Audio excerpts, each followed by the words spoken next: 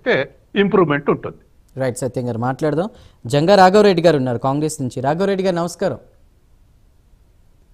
నమస్తే. నమస్తే, అందరికీ నమస్కారం.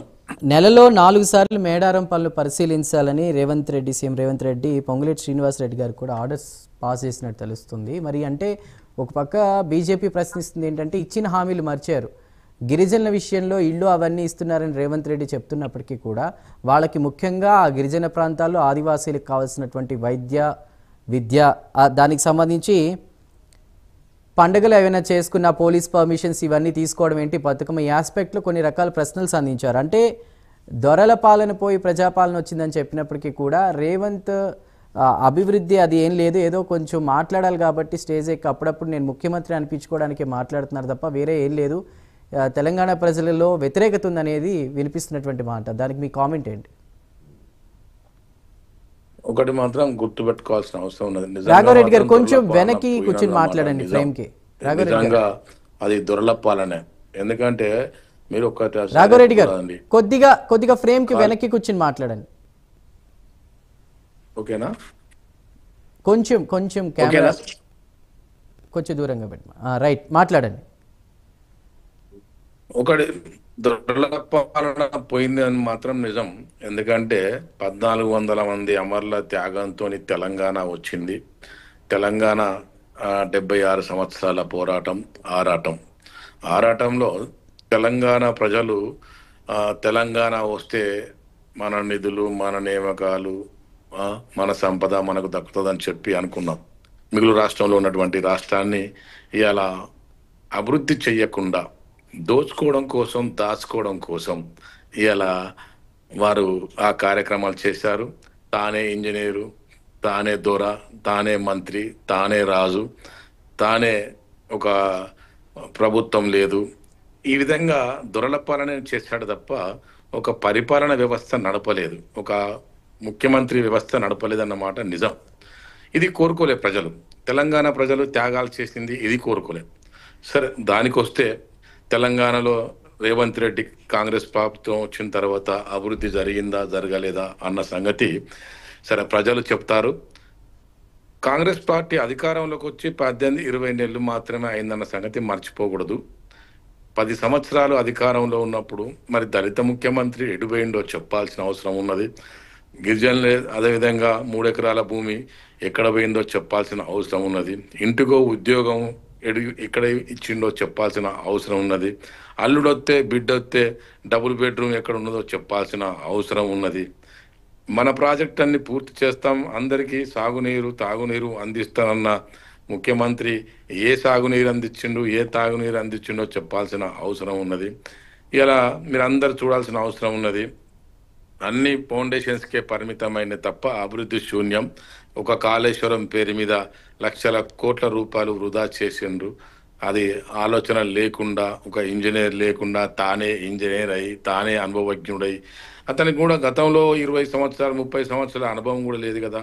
5 సంవత్సరాలు తెలంగాణ ఉద్యమం సెంటిమెంట్ మీద వచ్చిన ముఖ్యమంత్రి అభివృద్ధి చేయకపోను ఇప్పుడు 18 నెలల్లో 20 నెలల్లో కాంగ్రెస్ పార్టీ చేయలేదని నిందలు మోపడం సరి అయిన పద్ధతి కాదు. ఇచ్చిన హామీలలో మీ అందరికి తెలిసిన విషయమే. ఇలా మీ అందరికి తెలుసు 2 లక్షల రూపాయలు రుణమాఫీ, రైతులకు రుణమాఫీ చేశాం. గత ప్రభుత్వంలో రుణమాఫీ చేస్తానన్నది చెయ్యలేదన్న సంగతి వారికి తెలుసు, ప్రజలకు తెలుసు, రైతాంగానికి తెలుసు అని చెప్పి మీ అందరికి తెలియదు తప్పదు. అదేవిధంగా రైతులకు పంట పండితే వరి పండిస్తే ఊరియా అన్న సంగతి మనందరికి తెలిసిన విషయాలే. అదే కాకుండా మీకు రైతులు పండించిన పంటకు గిట్టుబాటు ధర అడుగుతూ ఉంటే ఖమ్మంలో సంఖ్యలు లేచిన చరిత్ర ఎవరు మర్చిపోరు. అంటే ఏదైతే ఉద్యమం చేసి సంపాదించుకున్నామో, ఏదైతే ప్రాణత్యాగాలు చేసి సంపాదించుకున్నామో ఆ త్యాగాల పునాదితోని వచ్చిన తెలంగాణ ఏ తెలంగాణ కోరుకున్నారు ఉద్యమకారులు చెప్పాల్సి ఉన్నది. ఆ ఉద్యమకారులు కూడా 1400 మంది త్యాగం చేసిన కుటుంబాలకు కూడా సహాయం చేయలేని పార్టీ ఇవాళ టీఆర్ఎస్ పార్టీని స్పష్టంగా చెప్పుకోవచ్చు. అదే కాకుండా మీరు అందరు చూడండి, ఇవాళ వాళ్ళ కుటుంబం మొత్తం నువ్వు దోసుకున్నావంటే నువ్వు ఇంత తీసుకున్నావంటే నువ్వు ఇంత పంచుకున్నావంటే అనే రీతిలో మీరు వాళ్ళ కుటుంబ సభ్యులే చెప్తా ఉన్నారు కదా, ప్రజలకు అర్థమవుతుంది కదా. అది గమనించాల్సిన అవసరం ఉన్నది. సరే, రేవంత్ రెడ్డి గారు సమ్మక్క జాతరలో ఆయన ప్రచారం మొదలుపెట్టాడు. మీకు తెలుసు, గతంలో రాజశేఖర రెడ్డి గారు ఎక్కడి నుంచి మొదలు పెట్టారు.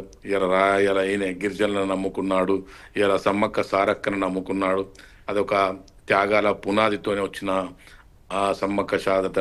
అది నైజాంలకు వ్యతిరేకంగా ఇలా వాళ్ళ పోరాటాలు చేసి శిస్తు పన్నులు కట్టమని చెప్పి వెళ్ళలేని పరిస్థితుల్లో ఇలా రాజులకు వ్యతిరేకంగా, రాచరిక వ్యవస్థకు వ్యతిరేకంగా పోరాటం చేసి ఇలా ప్రాణత్యాగాలు చేసుకున్న పోరాటాల ఫలితాలతోనే ఇలా ఒక దేవులుగా గుర్తించి వాళ్ళ త్యాగాలను వాళ్ళ గుర్తించి, నిజంగా చెప్పాలంటే చూడు, తెలంగాణ ఉద్యమం 1400 మంది చచ్చిపోతే ఎవరు కూడా గుర్తించలేదు.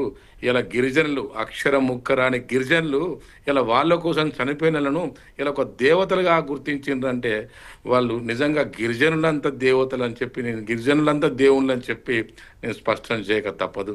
ఎందుకంటే వాళ్ళ కోసం పోరాటం చేసిన వాళ్ళు, వాళ్ళ హక్కుల కోసం పోరాటం చేసిన వాళ్ళు, వాళ్ళ కోసం త్యాగం చేసి అమరులైన వాళ్ళ కోసము ఇలా వాళ్ళ త్యాగాన్ని గుర్తు చేశాడు తప్ప ఇలా సెంటిమెంట్ కోసం, ఓట్ల కోసము. ఆయన ముఖ్యమంత్రి అయిపోయింది, ఇక దానికోసం ఏదో సెంటిమెంట్ను అడ్డం పెట్టుకోవాల్సిన అవసరం లేదు.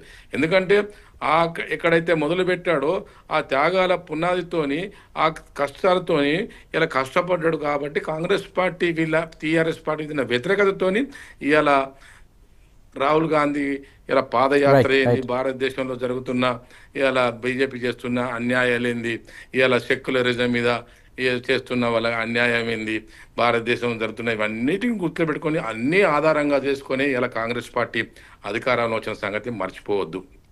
కష్టపడ్డాడు, ఆయన పాదయాత్ర చేశాడు.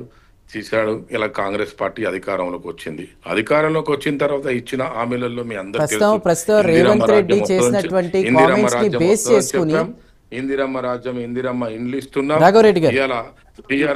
రేవంత్ రెడ్డి గారు చేసినటువంటి బియ్యం ఇస్తే గోదావరి పుష్కరాలకి ఎలా అయితే నిధులు ఇచ్చారో అలా మేడారం జాతరకు కూడా కేంద్రం నిధులు ఇవ్వక తప్పదా? దాని గురించి మాట్లాడదాం. ప్రస్తుతం ప్రైమ్ డిబేట్ లో ఒక స్మాల్ బ్రేక్ తీసుకుందాం. బ్రేక్ తర్వాత కంటిన్యూ చేద్దాం.